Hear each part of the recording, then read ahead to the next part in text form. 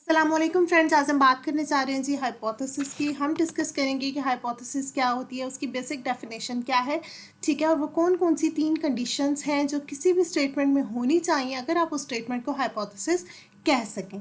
ठीक है, हम इन कंडीशंस को डिटेल में डिस्कस करेंगे, हम इनकी एग्जांपल्स को देखेंगे और बेसिकली हम सब कुछ ये और लेटेंट वेरिएबल्स क्या होते हैं इन सब चीज़ों को हम डिस्कस करेंगे इस लेक्चर में। So let's start. First of all हम देखते हैं जी हाइपोथेसिस क्या होती है। नॉर्मली 9-10 से आप यही डेफिनेशन पढ़ते आ रहे हैं, tentative statement that contain any type of uncertainty. ठीक है, कोई भी ऐसी स्टेटमेंट जो टेंटेटिव हो और उसमें क्या हो, किसी भी किस्म की अनसर्टेनिटी हो। लेकिन अगर आप इस लेवल पे आ गए हैं कि अब आपको थोड़ी अच्छी डेफिनेशन चाहिए तो उसका क्या होगा कि supposition or proposed explanation made on the basis of limited evidence as a starting point for further investigation। ठीक है, अगर हम रिसर्च के लिहाज से, स्टैट के लिहाज से इसकी डेफिनेशन देखें हाइपोथेसिस की, तो वो ये होनी चाहिए कोई भी सपोजिशन या proposed explanation, ठीक है, जो आप किसी भी मतलब इन्वेस्टिगेशन से पहले आप प्रपोज करते हैं, कोई भी ऐसी एक्सप्लेनेशन आप देते हैं लिमिटेड सी, शॉर्ट सी, जो आपकी किसी भी रिसर्च, किसी भी इन्वेस्टिगेशन के लिए एक स्टार्टिंग पॉइंट का काम करे कि जिससे आपने फर्दर आपको पता चले कि आपने आगे करना क्या है इस रिसर्च में। ठीक है, तो वो जो स्टेटमेंट होती है, जो सपोजिशन प्रपोज स्टेटमेंट हमारे पास होती है, उसको हम क्या कहते हैं, वो क्या है, हाइपोथेसिस है। ठीक हो गया। अब हम देखते हैं कि थ्री कंडीशंस बेसिकली है क्या। जो ये हम बात करें शुरू से किसी टेंटेटिव स्टेटमेंट होती है, तो बेसिकली ये टेंटेटिव स्टेटमेंट होना just one of three conditions है। ठीक है, जो ये थ्री कंडीशंस है हाइपोथेसिस की, उसमें से एक कंडीशन है हमारे पास tentative statement. The statement must be tentative. ठीक है, अगर आप उसको हाइपोथेसिस कहना चाह रहे हैं तो वो मस्ट बी टेंटेटिव होनी चाहिए। टेंटेटिव का क्या मतलब है कि उस स्टेटमेंट में किसी हद तक कुछ ना कुछ सम सॉर्ट ऑफ अनसर्टेनिटी हो। ठीक है, अनसर्टेनिटी का क्या मतलब होता है कि आप उस स्टेटमेंट के बारे में 100% श्योर ना हो कि ये प्रोसेस है या नहीं है। ठीक है, आप 100% ना हो। ठीक है, जिस तरह अगर हम कहें कि सूरज एक है, तो ये क्या है, ये एक फैक्ट है।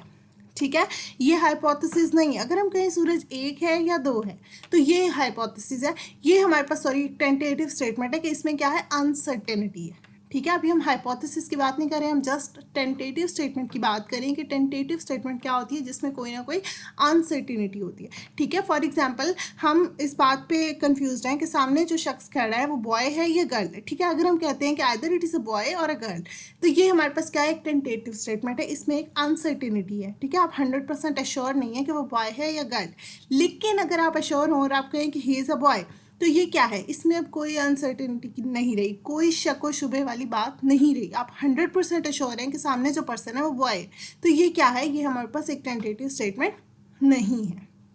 ठीक हो गया। टेंटेटिव स्टेटमेंट होने के लिए मस्ट है कि उसमें कोई ना कोई शक हो, आप उसके बारे में अश्योर ना हो। कोई शक होगा तो हम फर्दर इन्वेस्टिगेशन या रिसर्च करेंगे ना। अगर आप उसके बारे में अश्योर हैं तो फिर तो वो हमें बात करने की ज़रूरत ही नहीं है। ठीक है, सूरज एक है, ये बात यहीं पर होगी। अब इस पर और लड़ने की क्या ज़रूरत है कि एक है या नहीं है। ठीक हो गया। तो ये हमारे पास क्या है कि उस स्टेटमेंट में कुछ ना कुछ टेंटेटिव होना चाहिए, कुछ अनसर्टेनिटी, शक होना चाहिए उसमें। ठीक हो गया, कि आया है या नहीं है। ठीक हो गया। दूसरी हमारे पास कंडीशन आती है कि जो स्टेटमेंट है, it should show the association of two और मोर वेरिएबल्स। उसमें कोई ना कोई दो वेरिएबल्स का एसोसिएशन होने चाहिए अगर आप उसको हाइपोथेसिस कहना चाह रहे हैं। ठीक है, पहली बात वो टेंटेटिव होनी चाहिए। जब वो टेंटेटिव हो गई है, दूसरी बात ये होनी चाहिए कि उसमें दो वेरिएबल्स का एसोसिएशन होना चाहिए। ठीक है, फॉर एग्जांपल हम कहें कि self efficacy is related to stress, तो ये हमारे पास क्या है कि अब रिलेटेड है नहीं है, तो वो हम उस पर सारा करेंगे, रिसर्च करेंगे। तो ये क्या है कि ये टेंटेटिवनेस को भी शो कर रहा है। ठीक है, कि वो रिलेट पता नहीं कर रही हैं या नहीं कर रही, लेकिन क्या कर रहा है, दो वेरिएबल्स का एसोसिएशन भी बता रहा है, जिस तरह सेल्फ एफिकेसी और स्ट्रेस। ठीक हो गया। थर्ड स्टेटमेंट, थर्ड कंडीशन हमारे पास क्या है, कंडीशन भी आप कह सकते हैं, कंपोनेंट्स भी आप कह सकते हैं। ठीक है, थर्ड हमारे पास क्या है, statement must B empirically testable. वो वाली जो स्टेटमेंट हो जो उसमें आप बात कर रहे हैं वो एम्पेरिकली टेस्टेबल हो। मतलब एम्पेरिकली क्या होता है, एम्पेरिकली वो चीज़ होती है, वो वाली ऐसी, मतलब हमारे पास कोई भी ऐसी चीज़ जिसको आप क्या कर सकें, अपने 5 सेंसेस के साथ एक्सपीरियंस कर सकें। ठीक है, 5 सेंसेस आपके जो हैं उनसे आप उसको एक्सपीरियंस कर सकें, लेकिन ज़रूरी नहीं है कि आप उनको डायरेक्टली करें, आप इनडायरेक्टली भी कर सकते हैं। ठीक है, इनडायरेक्टली किस तरह होता है, सर्टेन इंस्ट्रूमेंट्स के जरिए। एक तो होता है सिंपली आपने किसी भी चीज़ को टच किया, आपने उसको देखा, आपने उसको स्मेल किया, सुना, तो ये सब क्या हुआ, आपने उसको डायरेक्टली ऑब्जर्व किया, तो वो क्या हो गया, वो चीज़ एम्पिरिकल है। ठीक है। लेकिन दूसरी चीज़ आती है कि हमारे पास बहुत सारी ऐसी चीज़ें हैं जिनको आप डायरेक्टली टच नहीं कर सकते, देख नहीं सकते, सुन नहीं सकते, स्मेल नहीं कर सकते, लेकिन हम उनको कंसीडर करते हैं कि वो एम्पिरिकल है। क्यों? क्योंकि हम डायरेक्टली नहीं लेकिन उनको इनडायरेक्टली अपने 5 सेंसेस से ही एक्सपीरियंस करते हैं। ठीक है। जिस तरह हमारे पास एटम है, न्यूरॉन्स हैं, ठीक है, इस तरह की और चीज़ें हैं जिनको हम नेकेड आई से नहीं देख सकते, लेकिन हम उनको इंस्ट्रूमेंट्स के ज़रिए, माइक्रोस्कोप के ज़रिए टेस्ट कर सकते हैं, उनको हम देख सकते हैं, ठीक है, एक्सपीरियंस कर सकते हैं। तो ये भी हम एम्पिरिकल में कंसीडर हो रही हैं कि हम उनको इनडायरेक्टली तो देख रहे हैं।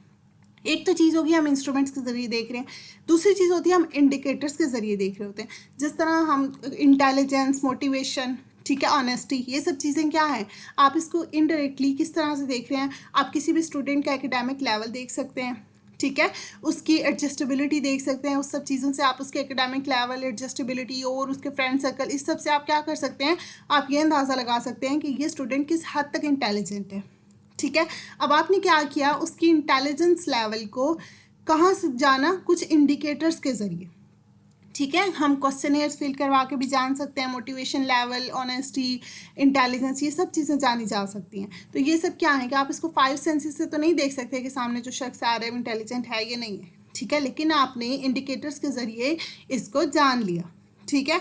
अब ये इंडिकेटर्स तो आपने अपने 5 सेंसेस से ही ऑब्जर्व किए ना, तो ये सब क्या है, ये हमारे पास क्या, ये सारी चीज़ें आ जाती हैं एम्पिरिकल में ही। ठीक है। अब ये जो चीज़ें हैं, फॉर एग्जांपल ये जो इंटेलिजेंस वगैरह है, ये सब क्या है कि ये वैसे तो एब्स्ट्रैक्ट लेवल पर है ना, एब्स्ट्रैक्ट हमारे पास नाउन आते हैं, ठीक है, लेकिन इनकी कोई फिजिकल एग्जिस्टेंस भी नहीं है। फिजिकली किसी की इंटेलिजेंस सामने नहीं पड़ी होती कि ये देखो ये मेरी इंटेलिजेंस है, ये मेरा मोटिवेशन लेवल है, किसी की नहीं पड़ी होती सामने, लेकिन हम उसको जान लेते हैं। तो मतलब वो वाली चीज़ें जिनकी कोई फिजिकल एग्जिस्टेंस ना हो और वो एब्स्ट्रैक्ट लेवल पर एग्जिस्ट कर रही हैं, उन सब चीज़ों को हम क्या कहते हैं, लेटेंट वेरिएबल्स। ठीक है। और इन सब चीज़ों को हम इनडायरेक्टली इंस्ट्रूमेंट्स या इंडिकेटर्स के थ्रू ऑब्जर्व कर रहे होते हैं, और ये सब चीज़ें हमारे पास फिर एम्पिरिकल में ही आती हैं। अब हमारा कंक्लूजन क्या निकला कि हमारी वो वाली स्टेटमेंट जो टेंटेटिव भी होगी, उसमें कोई ना कोई शक, अनसर्टेनिटी होगी। दूसरा, उसमें दो चीज़ों का आपस में एसोसिएशन होगी, ठीक है, कोई रिलेशनशिप होगा दो वेरिएबल्स के बारे में। और तीसरी चीज़, आप उसको एम्पिरिकली टेस्ट कर सकेंगे, डायरेक्टली भी और इनडायरेक्टली भी। ठीक हो गया। तो अगर आपकी स्टेटमेंट ये तीनों कंडीशंस फुलफिल कर रही हैं तो फिर आप उसको कह सकते हैं कि my statement is hypothesis, otherwise it is not a hypothesis. That's all about the conditions of hypothesis. Thank you so much and अल्लाह हाफिज़।